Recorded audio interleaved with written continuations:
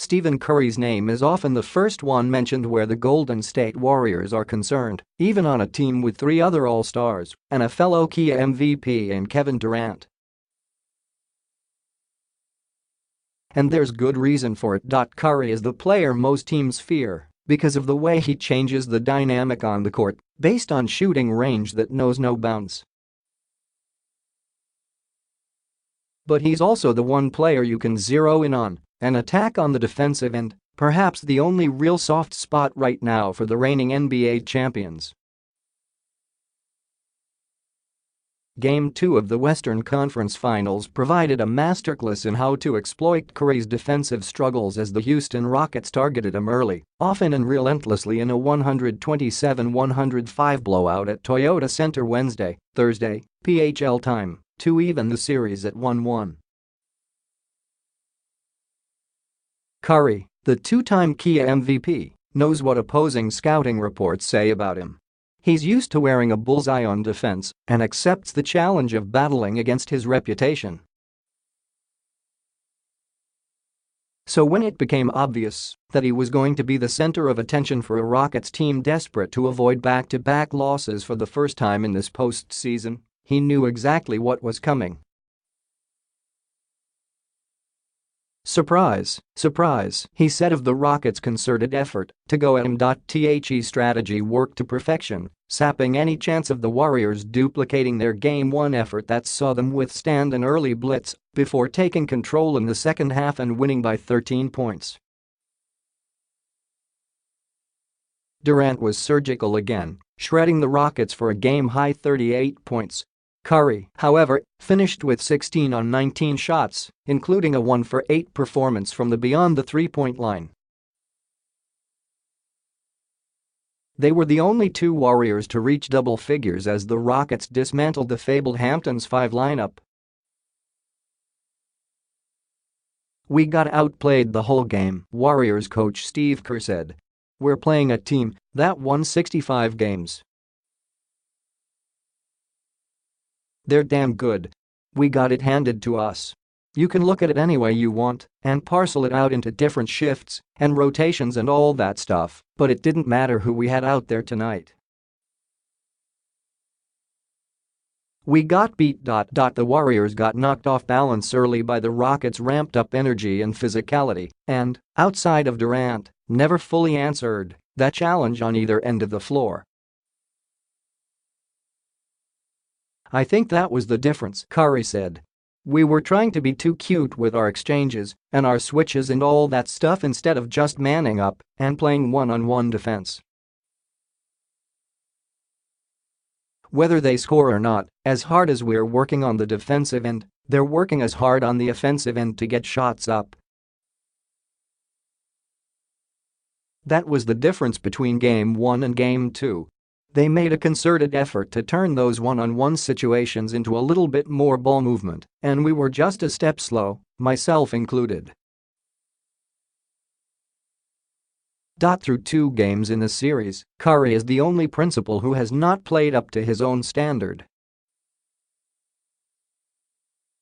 Wednesday marked just his 6th game back in the lineup after missing the final 10 games of the regular season and the first 6 games of the playoffs, recovering from a grade 2 MCL sprain that came on the heels of a 6-game absence from a right ankle sprain.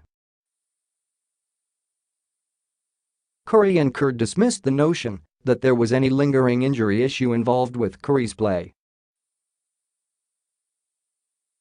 Kerr responded to a reporter's question with a joke that he'd attribute 13.7% of Curry's subpar performance to the knee sprain. "I mean, it obviously wasn't Steph's best night," Kerr said. "He struggled. Slow start for him. I thought in the second half he got a few things going. I'm not worried about Steph.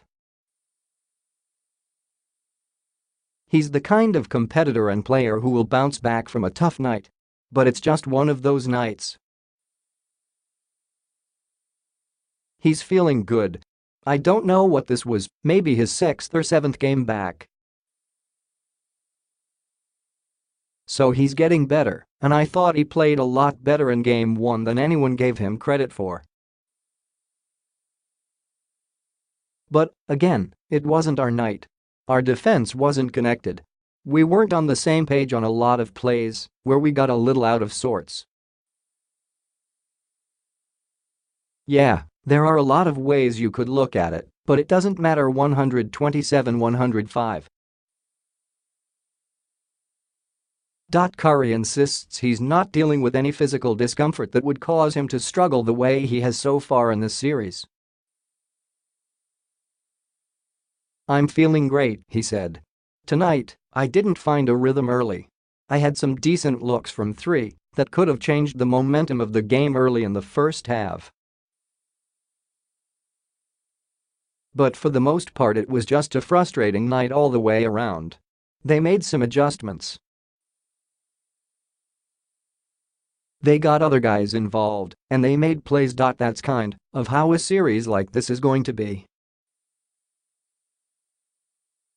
Game after game, it's going to be a chess match.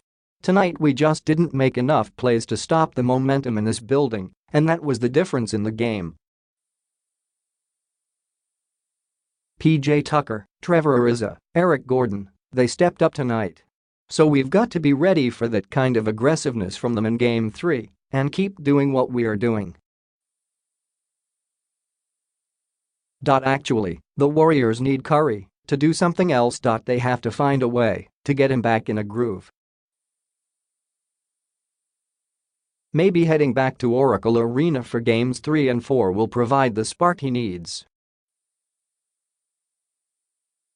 Following Durant's lead might be a good place to start. He's been amazing, Curry said. He's making plays. He's aggressive. I think we all need to feed off of that focus and that determination. I think our intentions were in the right place.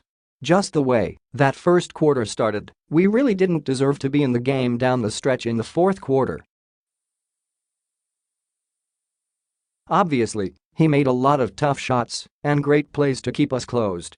If he can continue to do what he does, I'll shoot the ball better and play better defense, other guys will get involved, and we'll be in great shape.